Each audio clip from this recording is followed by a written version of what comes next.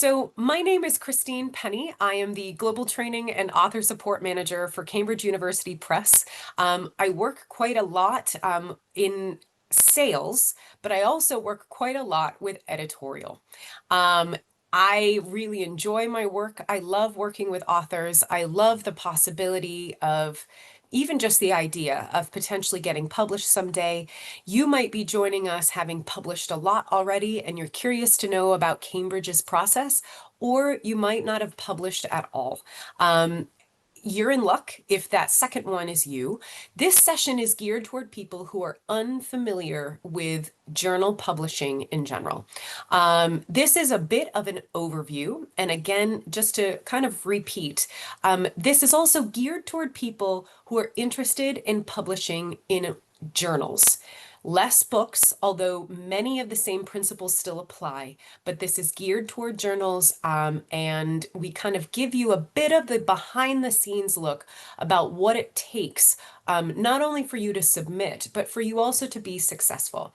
I'm going to mention this later in the presentation as well. We also have other training sessions that are free and open and available for you to come to, that are being held throughout this quarter.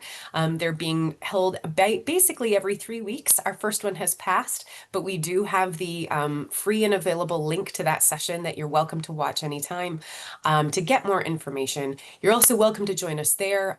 It's accessible on the same page where you might have found this particular session and signed up for it as well. And I'll share that link with you later. Right, I'm going to share my screen.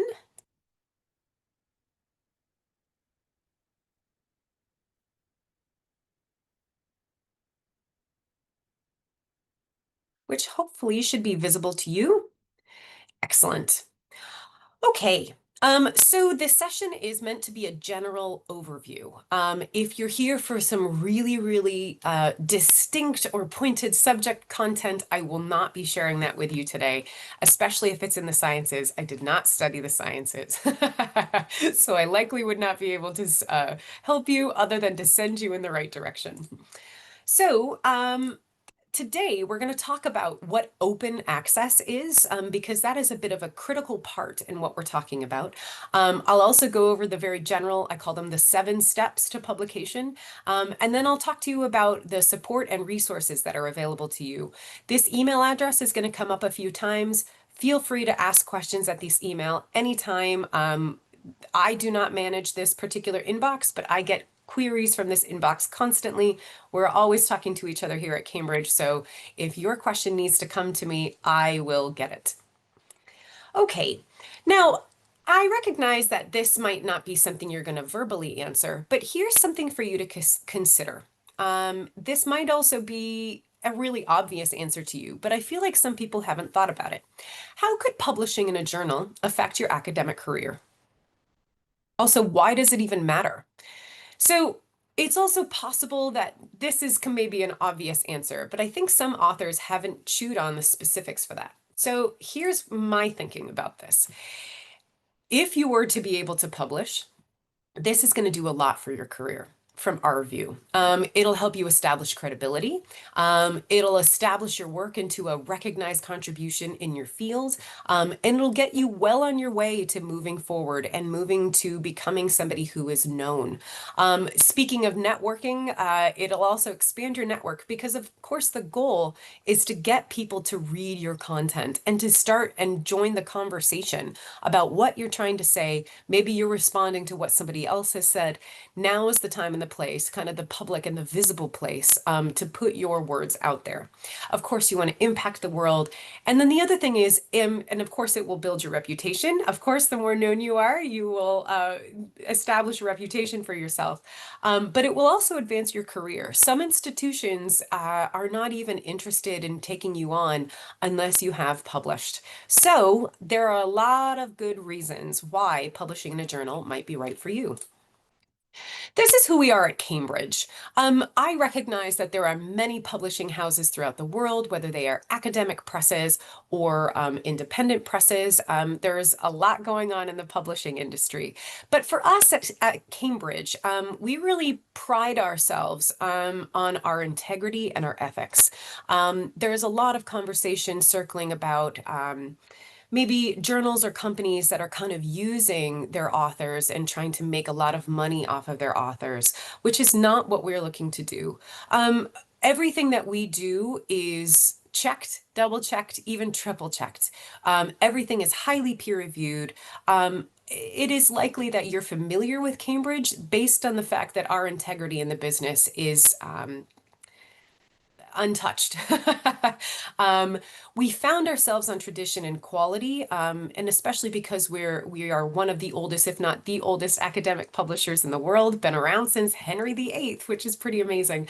Um, the tradition and the quality principles that we stand on are the fact that we're not here to take your money. We're not here to take advantage of you. Our goal is to advance ideas and to put concepts into the world that make the academic community's knowledge better. We're not looking to, pay our shareholders. We don't have any. We're, of course, based at Cambridge University, and we are mutually supported by them and we support them and they support us. So we're looking to advance ideas, and we don't put anything into the world unless we think that it's going to be of value to the scholarly community as a whole. We publish more than 450 peer-reviewed journals of basically every subject area. I really can't think of an exception. My personal background is in theater, and we even have some theater journals that I am fascinated by. So if you do come to me and you ask me, oh, which journal should I publish in? To be perfectly honest, I cannot help you. That is some work that you're going to have to do for yourself. I'm going to talk about that in a little bit, about how to do that. But ultimately, you are the one who knows your work best. So you're going to be the one to know if a journal is the right fit for you. These are some people that we have published for, and we also have worked with many organizations throughout the world. Again, just kind of indicative of our history with tradition and quality, integrity, and ethics. We have also a number of Nobel Prize winners that we've published, which we're very proud of at this point. But yes, constantly looking for that, and hopefully you can be among these people someday. Of our 450 journals and more, over 60% are published with academic societies and institutions. Many societies we actually publish on behalf of, so it's a bit of an agreement or a partnership there. But, and this is the key point, more than 50% of these journals publish under an open access model. Now, being in academia, you might have heard of open access, and maybe you actually know what that is. But to make sure that we're all on the same page, I want to make sure that you understand that and that we are talking about the same thing. So, open access is a publishing model and essentially a reading model that makes research available to readers at no cost. Essentially, it means you're able to read content for free, and anybody in the world can read it. I would say if they have an internet connection, which hopefully is the case worldwide at this point because it seems so necessary in our modern world. It does a lot of really valuable things. I was recently at an institution delivering something live, and I had a question of what are the downsides of open access? And I turned to my colleague and we kind of looked at each other and we said, we can't think of any. We think it's really a really wonderful and excellent thing. And this is all about creating equity and creating not just visibility, but the potential for knowledge and growth in anyone in the world. So of course, you're going to get a faster dissemination if people can read your content faster and a little more accessibly. People are going to see your work and people are going to be able to respond to it, which is great.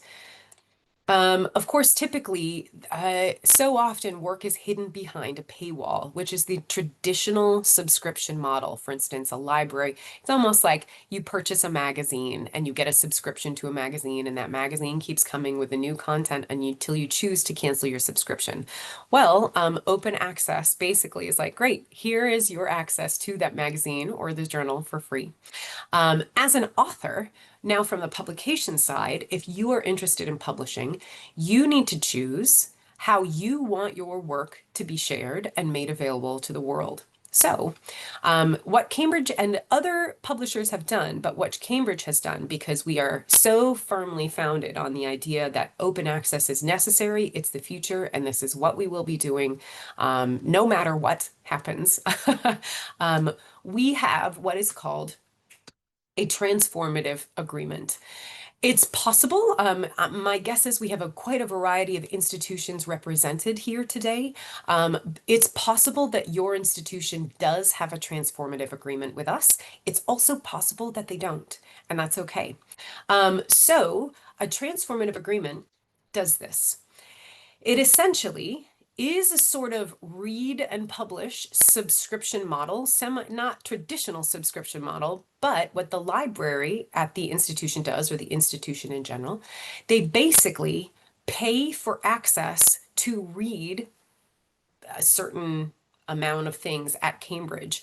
And then what Cambridge gives in return is not only access to that list of all of the potential journals, books, etc., that they've agreed to, but they also agree to publish work that comes from that institution, usually for free. Some institutions do have limitations on the number of articles that they are allowed to publish, but usually for the most part, the institution will publish your work if it is accepted for publication for free, which as somebody looking at this from the author perspective, I find very exciting. I don't know about you, but I would rather not spend a lot of my hard-earned money on needing to publish and pay for it to get published, which is basically what I'll be showing you in a moment, what's called the article processing charge. And I say if there's a good opportunity for you to take advantage of that and publish via your institution, we would highly recommend that. So we're going to say, because we're from a variety of institutions from the world, in the world right now, I would recommend that you check to see whether or not your institution has a transformative agreement with Cambridge University Press. How do you do that? Well, sorry, I'm going to go back to this, and this is a bit of a repeat what I've just said. The transformative agreement can publish on your behalf if you choose to publish open access. That, of course, is the goal. If you're not choosing to publish open access, that is where a difference can be made. And it's possible that you will be asked to pay for it yourself or have funding from another area. So this is how you check to see where your institution falls. This is a screen grab of the page. It says eligibility checker, waivers and discounts for open access publishing. This QR code should link directly to that. I checked it this morning. Used my own phone and I navigated there, no problem. Yes, and it's basically just a couple of drop-down menus. Enter your location, for instance, Spain, and then check and see if your institution is on there. If you are in a non-English speaking, primarily English speaking country, it's possible that your institution may not use your local language in the drop-down menu. So try to maybe invent a different way that the words could get flipped around. It's really institution dependent. So the other thing I want to mention, if your institution does not have a transformative agreement, it's also possible that you have what's called our COEI agreement. Well, it's not really agreement, just kind of availability. And that does enable you to publish. Both COEI and Research for Life enables institutions who do not have, shall we say, subscriptions via TA with with Cambridge to publish kind of with support from the press and from other institutions for free. So you don't have to worry about that. That should be mentioned in these drop-down menus if your institution does connect with that. Okay, so that's a bit of an overview about how this works and what we're talking about, how you could potentially pay for it, and the value of what open access is. But next, I'd like to speak to you about how publishing flows. I feel like we all kind of have a vague idea about how this works, but I have always found that seeing the process behind the specifics. I mean, we all see the outcome, right? Once something is published, and we see the beginning, which is the thing maybe that we write. But seeing the in between hopefully enlightens you about both why timing maybe takes so long, or what you can do potentially to be more successful in getting published. So these are the 7 steps to publishing that I like to mention. I've split these up into 3 parts. I say sort of part 1, part 2, part 3, because you've sort of got a pre-submission. This is the work that you need to do before you submit it to a journal for consideration. Then part 2 is where consideration happens. Is this going to work? Or is this a good fit? This is done usually on behalf of the press. Sometimes there's communication back and forth between the author and Cambridge. It really depends.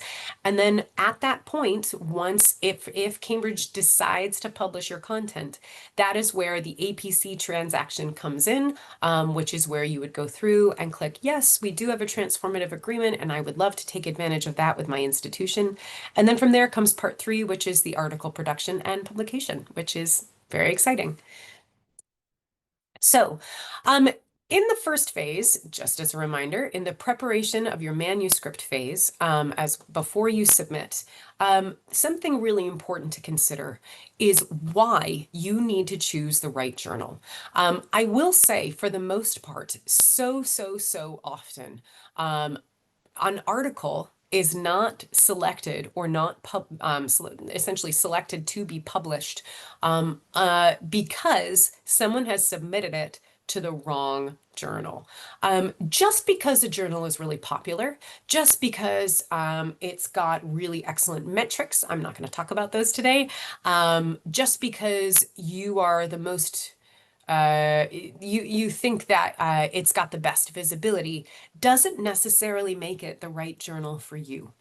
You need to find a journal that aligns with your work as well as the scope of who they're trying to reach the best. Essentially, you need to ask yourself whether or not your work and your goals for getting your work seen, read, and essentially responded to, does it align with what the journal publishes?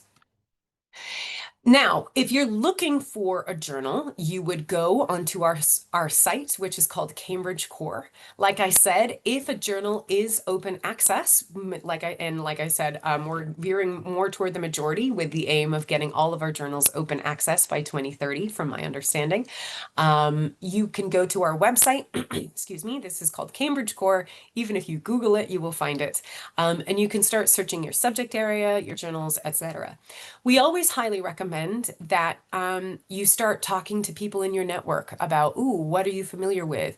The other thing to also consider, what are the journals you're already reading? What are the journals that you're referencing? These journals might already be good fits for you, because if you're using their content and referring to it in your own kind of depth of conversation and putting together a thought, that is a great start.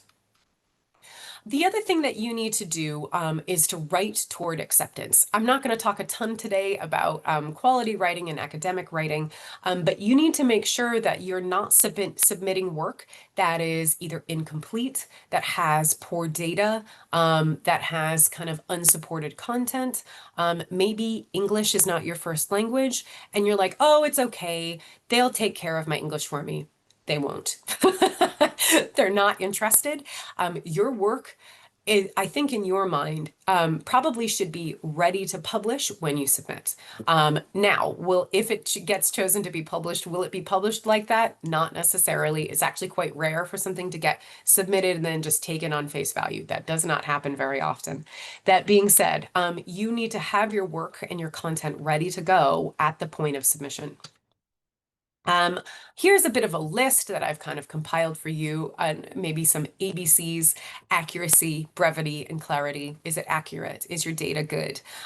Is it clean and clear? Is it brief? Have you rambled on and on and on and on and on? Or are you clear? Are you driving to your points? I am a firm believer in structure. I didn't realize this until a few years ago, even in my own work, about how a structure can really guide you to getting somewhere and bringing your point across well. Something else that you need to do, and I believe I might have a page for this. Yes, I do, coming up for you. Something else you need to do in preparing your work, you need to be able to follow the author guidelines that a journal has.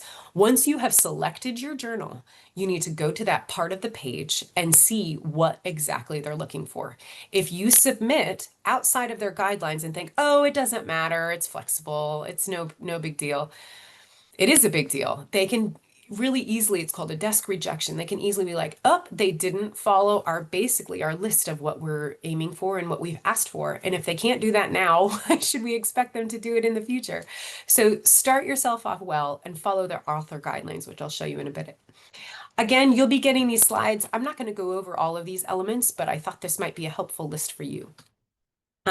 Here's a submission checklist I've created for you as well. Again, maybe just before you click that submit button, hopefully this is a good resource for you to tick kind of as you are ready to submit, and just make sure you're verifying everything.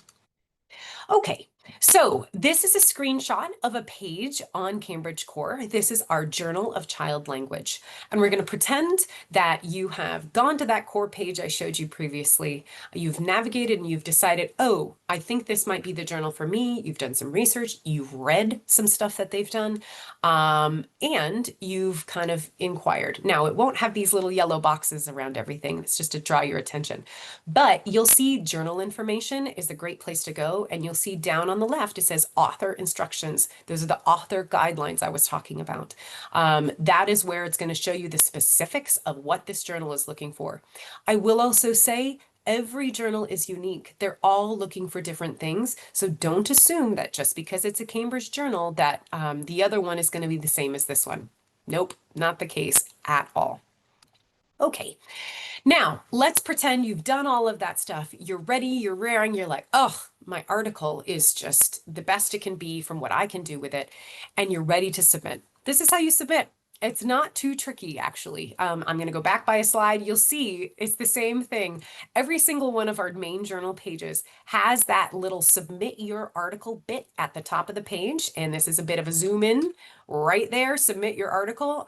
This looks like it's actually just a different element of the same journal, a different part of the page. So you would click on that, and that is where it would push you, excuse me, to go to our online peer review system, which looks like this. If you don't have an ID already, you need to create one. From my understanding, that follows you for life. So you can't keep creating new IDs. It's quite critical. It establishes you with your institution, which also makes you the corresponding author if you were the one who is submitting on behalf of perhaps a group. If you are part of a group of authors working on the same paper, I would recommend, if you're looking to publish with a Cambridge journal, that you all decide who is going to be the corresponding author in order to take advantage of the institution that has the transformative agreement. So maybe your institution does not, but your colleague at another institution does. I would recommend moving in that direction in order to be able to use the TA.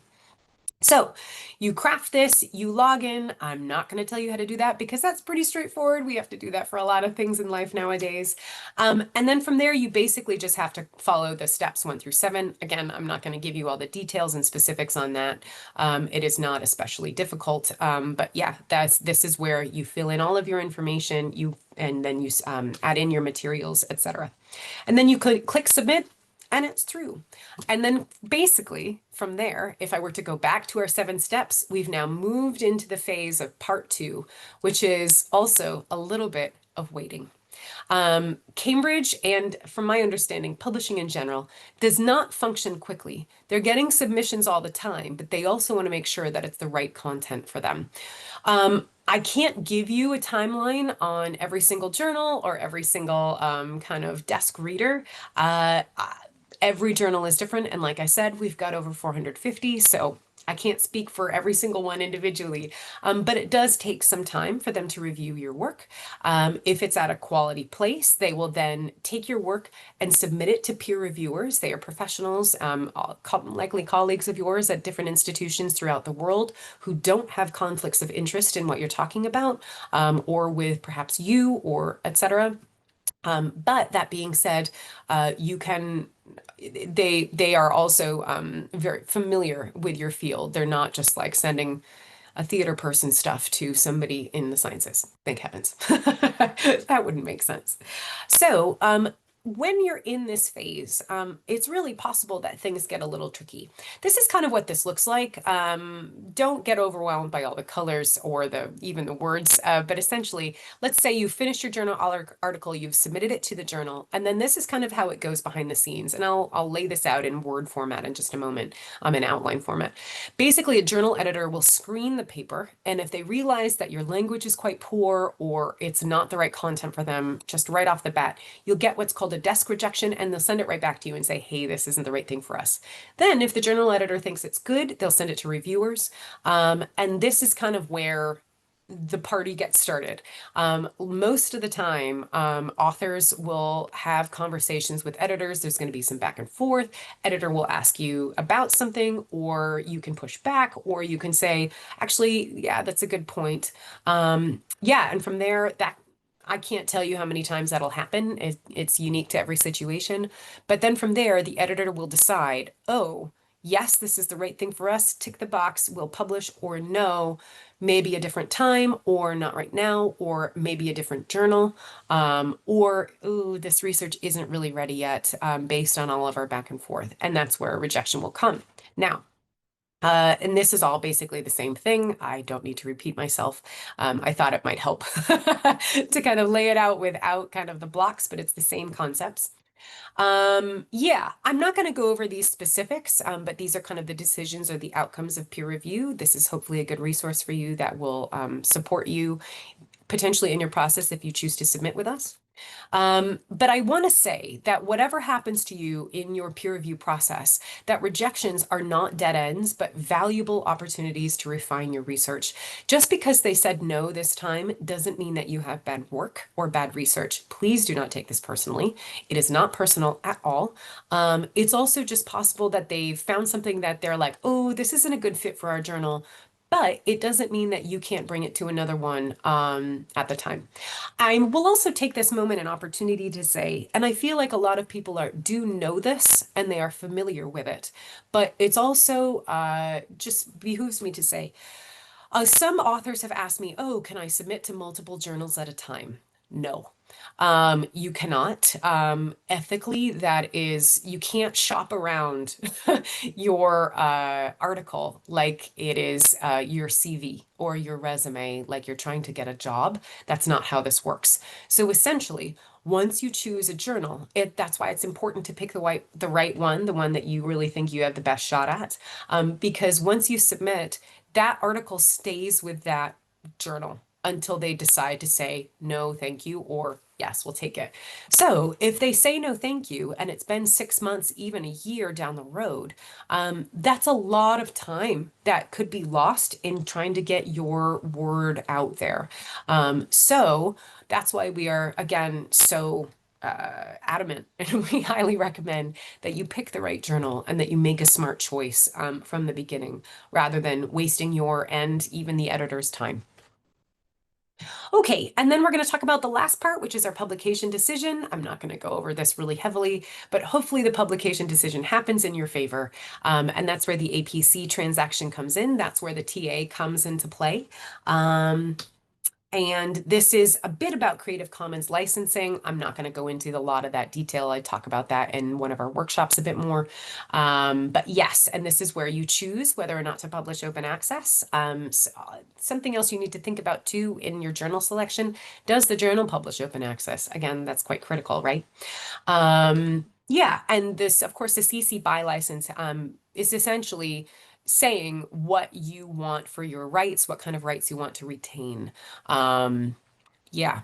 So, if your article is accepted, that's where they're going to guide you toward kind of our partner called RightsLink, and that's where you deal with this CC BY license. That's where you deal with paying the transaction, either seek funding from institution, that's the TA, or paying the APC if that's where you're at, and certainly possible.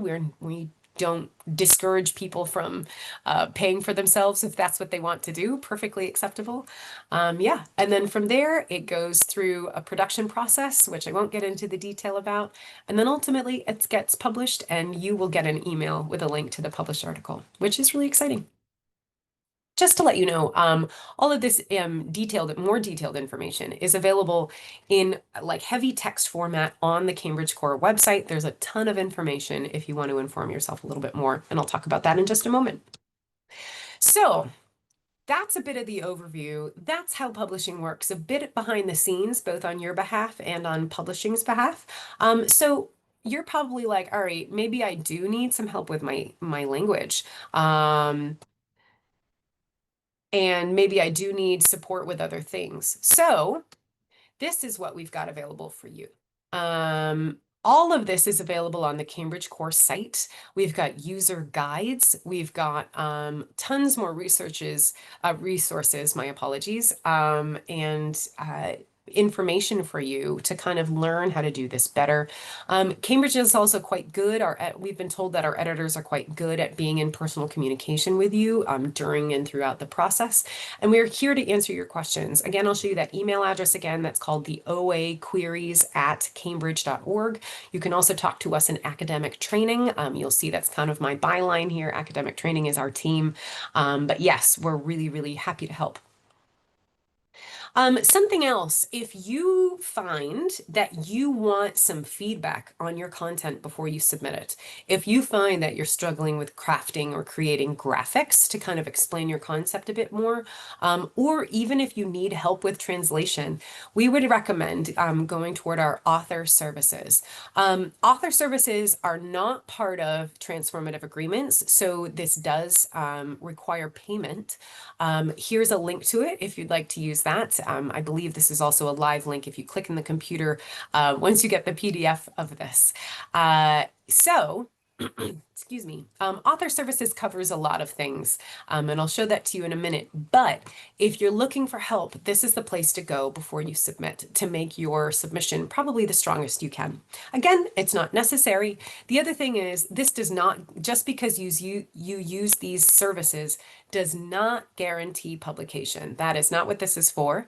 This is more surrounding, I guess we could say, the copy editing of your language, or the support in communication to make you clearer if you're struggling with that, or even, like I said, graphics creation if you're having a hard time with that. These are our key services, as I've mentioned: editing, translation, kind of publication communication, etc. So if you would like to take part in that or use those services, this is available to you. And because you've joined us today, here's a 10% discount code that is good for 1 year. Please feel free to use it. This will be embedded in the PDF that you get. So feel free to access it in that way, write this down, etc. But yeah, once you get to your payment page, you can just embed that code and it'll automatically take 10% off. The convenient thing about the author services page, and if that helps you, if you did not grab that link, you can literally Google Cambridge Author Services, and it should be the first title that pops up. Excuse me. it does quote you what you're looking for. You can put in your manuscripts, you can put in a word amount, say 3,000 words, and it'll give you a quote based on what you want to have done, what level of services, etc. Again, I won't go into extreme detail on that. You can find that for yourself on the page. But yeah, we do have different levels, premium versus not premium, etc. And what that covers, it's up to you what to decide. But yeah, you can get a quote even if you need something with a really fast turnaround, like I really want to submit this by the end of the week. If today's Thursday, you'll have to pay more, of course, if you want a faster turnaround. But if you're not time precious, of course, it will be less money, which is great. Something else that we're doing, and this is what I was mentioning earlier, we are doing kind of author workshops. You could call them webinars or seminars. This is where we're giving a bit more information and trying to support you in your own journey. Our first one has already been held. It was held, I believe, last week, if I'm remembering correctly. Yes, and we did selecting the right journal. If you're having a hard time with rejections, this is kind of where we're going to get a bit more into the writing. Then we'll talk about peer review in the next session, and then how to support you in your research impact and visibility after you have published. We are getting questions about ethics all the time, and I'm hoping to develop a session on that soon, which hopefully will be available in the spring. Regardless, this should be a link to our page where you can sign up for that. Again, it's the same page. It's just look up the training page on Core where you're welcome to sign up, and it's free, which I don't know. I know that there are other publishers that do charge for this kind of content, and we're just really keen to help you move forward in your publication journey.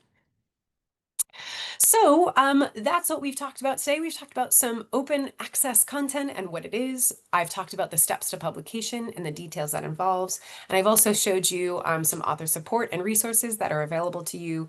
Here's that email address again, which you're more than welcome to use. And again, we welcome your communication and we will get back to you as quickly as we can. Again, we're very busy. We all work throughout the world. I work out of London. I go up to our Cambridge office quite often. But we've got people based in Spain, in China, in Brazil, everywhere throughout the world, New York, you name it, we've probably been there, or we have published someone from there, which is really exciting. So yes, we're really glad to have you with us today. Here are those email addresses again, if that helps.